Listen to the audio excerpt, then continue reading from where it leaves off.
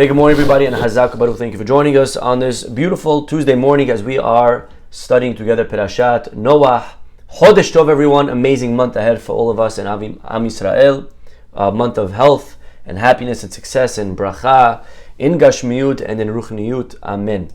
My friends, we are studying over here the beautiful Perush this year. I believe, hopefully, we'll see how it goes.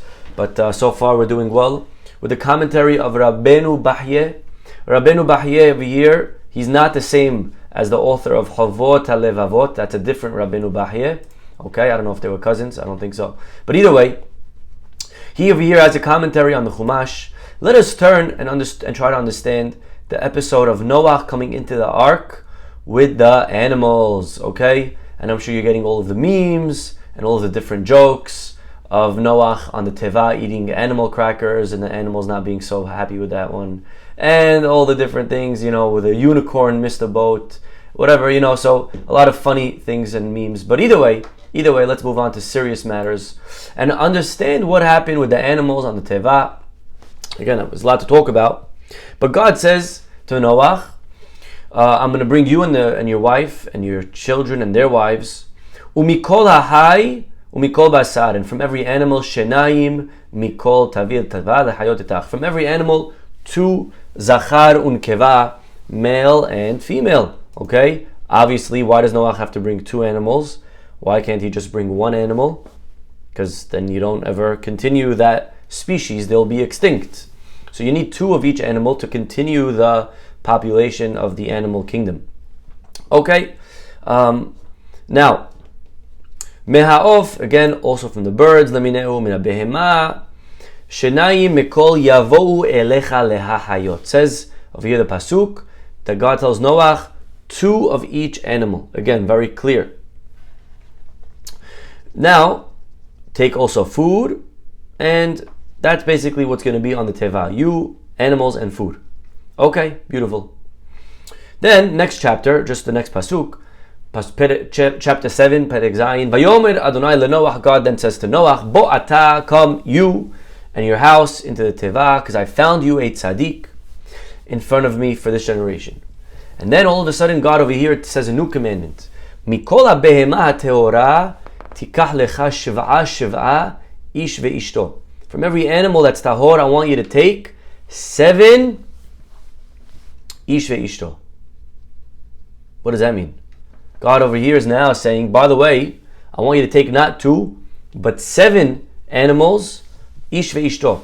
Now, let me ask you this question. Well, let's finish reading. So again, kosher animals, shnayim, kosher animals, shiva, 7, male, female.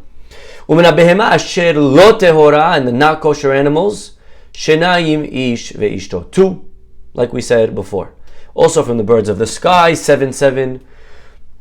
Now, over here, Rashi, by the way, points out, Mikan, from here we learn, Lamanu shelamad Noach haTorah. We learn from here that Noah learned Torah. Because if Noah didn't learn, how would he know which animals are kosher? Right? It's interesting proof. But Noah clearly had Torah with him. We know the Torah was given by God to Moshe on Har Sinai. But you see that over here, Moshe had access to the Torah. Maybe it wasn't written, but Noah had access to it. And that's what Rashi brings from here, a proof. Or else, how did he know which animals are kosher?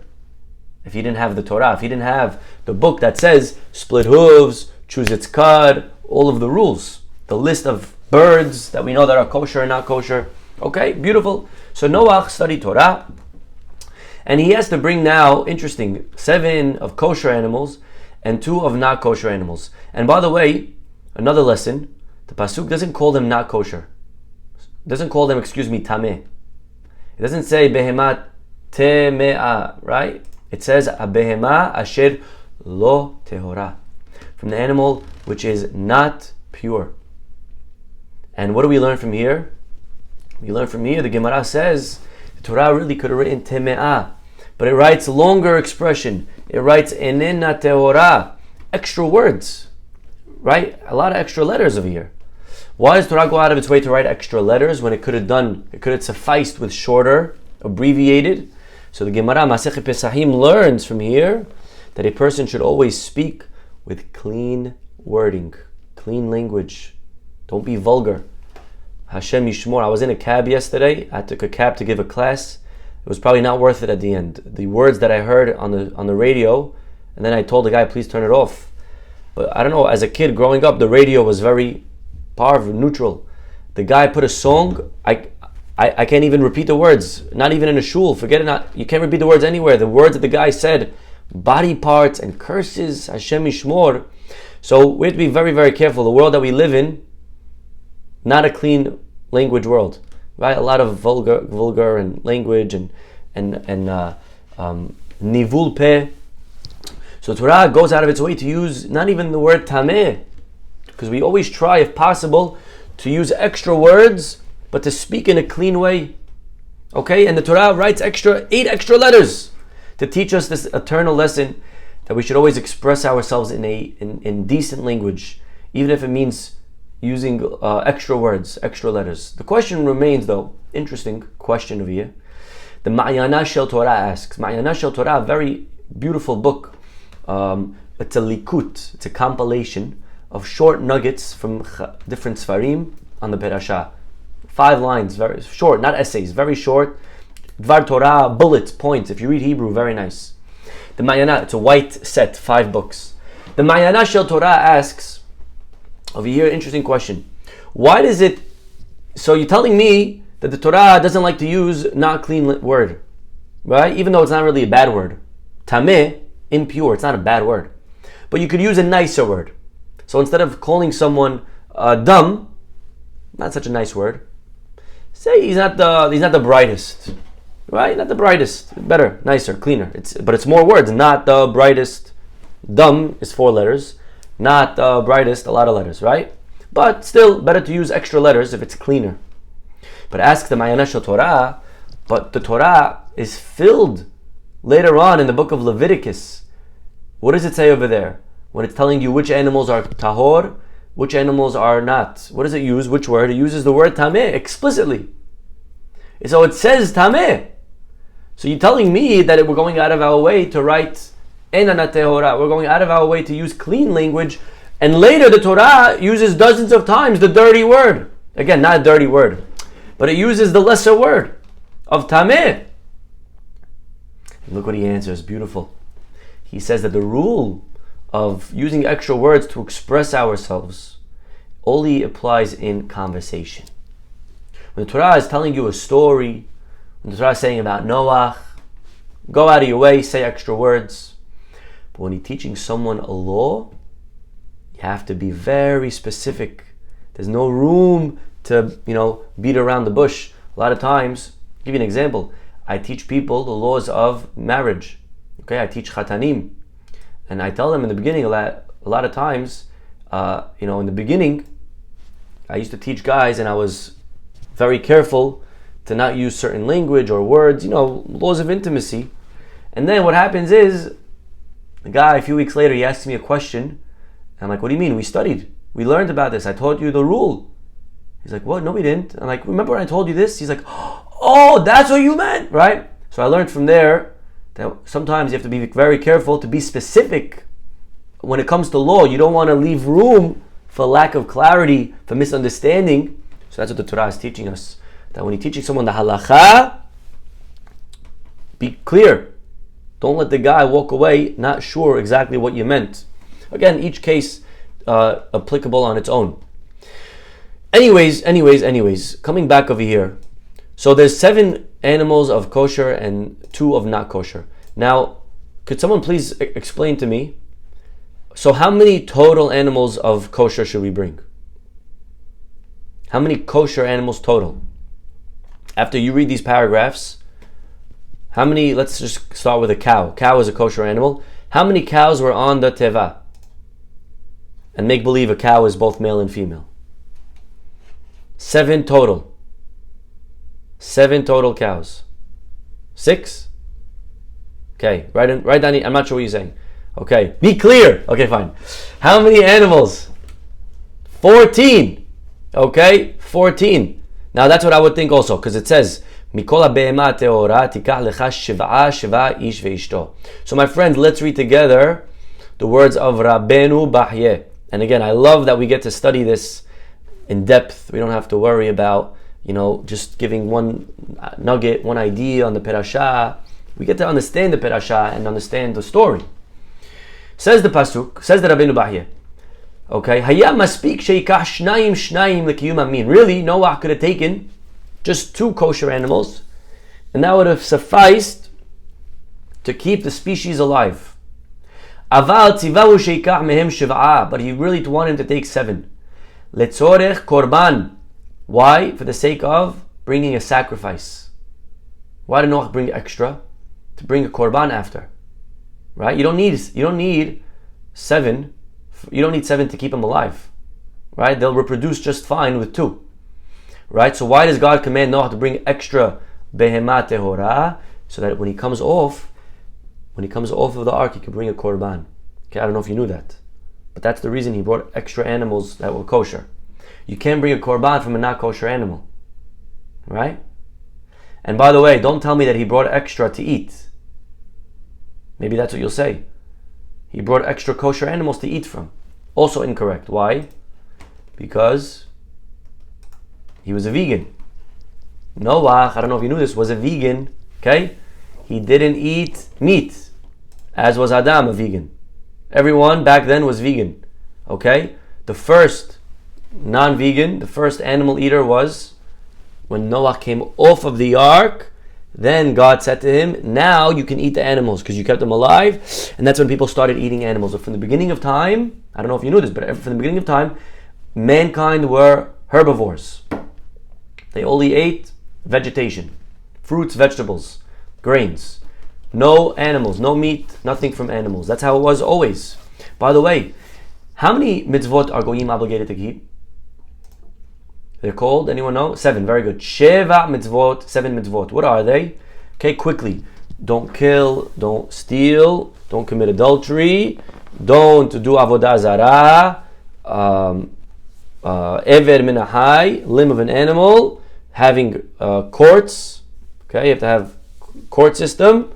So, 7. Right, did we go through all of them? Is that 7? Okay, I think we said all 7. Now, right, Birkat Hashem, God forbid, we can't blasphemy, etc. The question is, why are they called the 7 mitzvot of Noah? Why are they called the 7 Noahide laws? They should be called the 7 Adam laws. Why Noah? So I'm going to tell you. The Rambam writes this. The Rambam says that really Adam only had 6. Adam had 6. Which one didn't he have? He didn't have Ever min ahai. He didn't have eating the limb of an animal. You know why? Because he wasn't allowed to eat animals to begin with, period. So the law of don't eat a limb of an animal when it's alive was irrelevant to him. So he only had 6. Noah was given the 7th when he came off of the ark. So that's why they're called the 7 mitzvot b'nei Noah. Okay? Very interesting. But either way, so why did Noah bring 7 kosher animals? Not to eat. He wasn't allowed to eat. Not for species, keeping them alive. You only need 2 for that. So why 7? For a korban. Beautiful. And he says, he continues Kabbalistically, the number 7 when it comes to sacrifices is very, very prevalent. We find it by Bil'am, that the Torah says, in the history of the world, there was never a prophet like Moses. But our rabbis have this to say, by the Jewish people, there was never a prophet like Bil'am, like Moses. But by the Ummot Ha'olam, by the non-Jews, there was Ummenu Bil'am. And who was it? It was Bil'am. Bil'am was on the caliber of Moshe. And when Bil'am comes to bring sacrifices in the desert to try to curse the Jewish people, he tells Balak, Bane li bazeh shiv'a mizbehot. Build for me 7. So the number 7 when it comes to sacrifices is a very, very important number. And again, I don't know why, he doesn't explain why, but it's a big number when it comes to sacrifices, the number 7. So Noah's commanded to bring 7 animals. Now, is this 7 males, 7 females? So 14. But says Rabbi Bahye, no, it's not 14. Hine Hashem Yitbarach. One second. V'hinei Hashem Yitbarach Avarahaman לא רצה לגזור שיבואו מעצמם לצורך קורבן להיות נשחטים. אבל אמר תיקח לך 7. Look at this. The language he notices, Rabbeinu Bahye, he says, מכל הבהמה הטהורה, תיקח לך 7 איש ואשתו. He says, from every kosher animal, take 7, but the word that's used is you take. תיקח. שישתדל אחריהם ויטרח במצווה. To work hard on the mitzvah, you take. אבל באותם שהיו לחיות זרע, היו 2 והיה גזור שיבואו מעצמם. But the ones that were going to keep the species alive is 2 at a time, and they came by themselves. If you go back to the previous pasuk, it says shnayim, yavou elecha, they will come by themselves. So 2 points over here.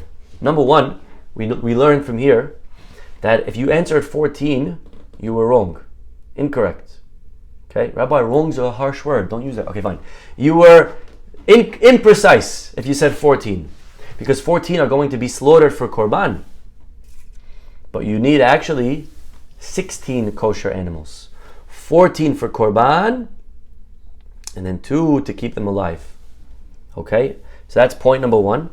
And point number 2 is the language that's used. When it comes to the 7 that came on for the korban, the wording is tikah lecha. What does it mean, tikah lecha? You take. But when it comes to the other 2 that came by themselves, mikol ahai umikol basar shenaim mikol, the pasuk says, yavou elecha le'hayot. The 2 will come by themselves. Rabbeinu Bahye over here, he observes, why is it that the 2 that came to keep them alive came by themselves, but the 7 to bring a korban, they didn't come by themselves? It's another observation that he makes. Very interesting. You see what's going on? Did the animals, how did they come to the teva? The animals came by themselves. Yavo'u elecha. Noah didn't have to go, animal hunting. They came by themselves.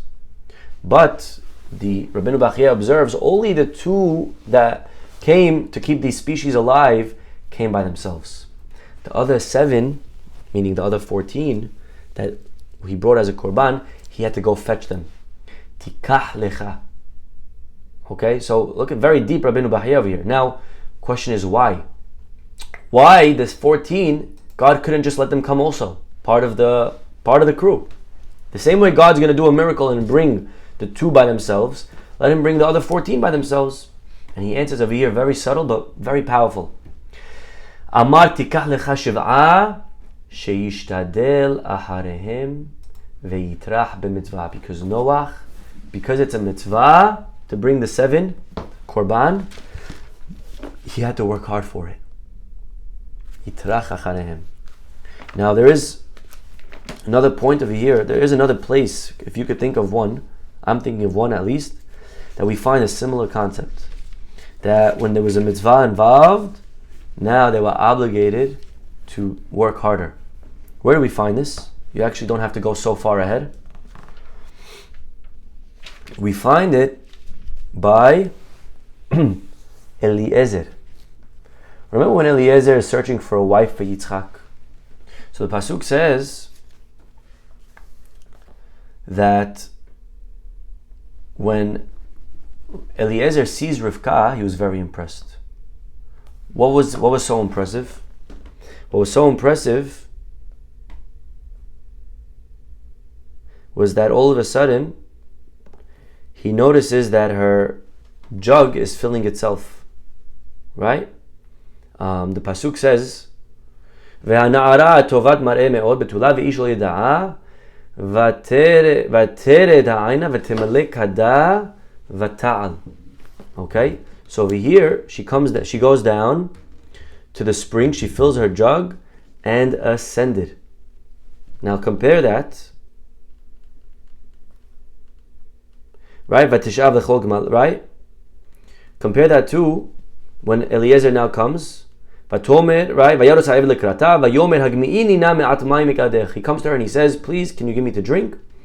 V'tomer shetei adoni v'temaher v'tored kada al yada v'tashkehu. Right? She gives him from the water, he drinks. She finishes giving him, and she says, I'll also give to your animals. She runs to the well again. And we find over here a word that's not used before. And that is the word vatishav. What does it mean vatishav? She drew water. You see, till now, she didn't have to draw. There was a miracle, the water came up by itself. But all of a sudden, when she's giving to Eliezer, the miracle stopped. When she had to give Eliezer to drink, vatishav, she had to draw the water. And again, this is a longer Dvar Torah, but the point is that in life, miracles happen up until a mitzvah is needed. Once a mitzvah is needed, actually, we would usually think that when a mitzvah is coming my way, that Hashem should help me. When I want to do a mitzvah, then that's where the miracle kicks in. But really, it's the exact opposite. The miracle is when there's no mitzvah. When there's nothing impressive that man needs to do, so God could play, God could come, God could be involved. But the moment there's a mitzvah on the table, the mitzvah is for you and me to do. If Hashem is going to do a miracle, that takes away from the mitzvah. Right? Mitzvah is for man to do. It's our job. You see, Noah, God says, I can do miracles. I'll bring all the animals. But the moment there's a mitzvah over here of a korban, God says, I can't do it. If I could do it, then what's the point of giving it to you? So Hashem actually steps back. You realize what's going on? Just think about it from Noah's perspective. I would be a little bit annoyed. All this time, you're bringing the animals. All of a sudden, you want me to bring 7. You give me the hard work. Now, you give me the hard job. You stop bringing the miracles. But that's the point. The point is that when it comes to doing a mitzvah, it's not supposed to be easy. A mitzvah needs mesirut nefesh. Mitzvah needs to be difficult. And that's why Rivka, when she's just filling up water for herself, God helps her out. He gives her siyata dishmaya. What does that mean, siyata dishmaya? He gives her a hand from the heavens. He helps her out. He does a miracle. The water goes up by itself. The moment that there's a mitzvah involved, the moment there's a chesed over here for a person, now God cannot assist her. This has to be done her. Mitzvot, we have to realize, sometimes in life, I want to tell you a secret. Sometimes in life, when we start doing the right thing, all of a sudden, it starts getting difficult. Right? Sometimes, right, you start keeping Shabbat, and all of a sudden, the business starts tanking. You start keeping kosher, and then all of a sudden, the kosher restaurant closes.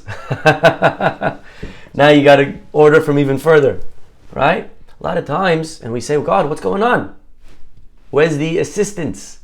Where's the help? I'm trying to do the right thing. I'm trying to do a mitzvah for who? For me? Doing mitzvah for you. And we assume that because we're doing a good act, that God's going to come and make it easy. Right, God, I want to go deliver packages for Shabbat. Let it stop raining. That's a very foolish way of thinking. It's the exact opposite. It's actually, now that we're ready to do mitzvot, now the game begins. You know, when you're practicing, you're shooting, it's comfortable. But when the game begins, the lights go down, the setting, the mood changes. Now you're in a game, you got to put the helmet on, right? It's not fun anymore. Because that's life. When you're in the game, now the game begins.